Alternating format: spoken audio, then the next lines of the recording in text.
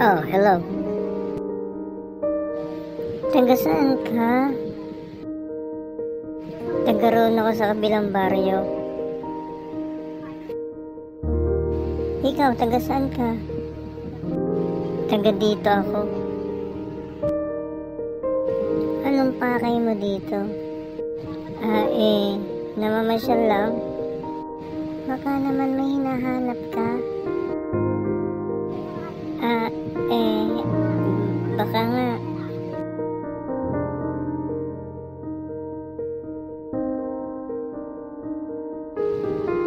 Kung hindi mo mamasamain, pwede ko bang itanong kung may boyfriend ka na? Meron? Ha? Ganun ba?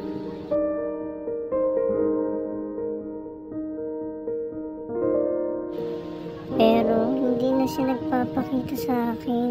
Matagal na siyang hindi pupunta sa amin. Ha? Bakit naman niya ginagawa yun? Ewan ko, wala naman akong ginagawang masama sa kanya. Baka naman nakahanap na siya ng iba. Bakit niya gagawin sa akin yun? Naging tapat naman ako sa kanya. May mga bagay kasing hindi natin masasabi. Bigla-bigla na lang ang pagbabago. May tatanong sana ako sa iyo. Pangit ba ako? Ha?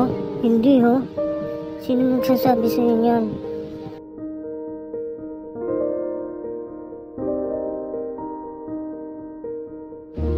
Pwede ba tayo maging magkaibigan? Pabayo naman. Ano naman pangalan mo? Ako nga pala si Mayet. Ako pala si Richard. Richard, lagi kang pupunta dito ha, para lagi tayo nakakapagkwentuhan. Okay lang ba yun? Oo naman. Lagi kitang dadalawin dito, ikaw pa. Baka naman napipilitan ka lang. Hindi ha, ngayon pa lang ha. Hindi ko na may paliwanag yung nararamdaman ko eh. Ha? Ang bilis mo naman. Kailangan ko pa ba itago yung unang kita pa lang kita? Kakaiba na eh. Ha?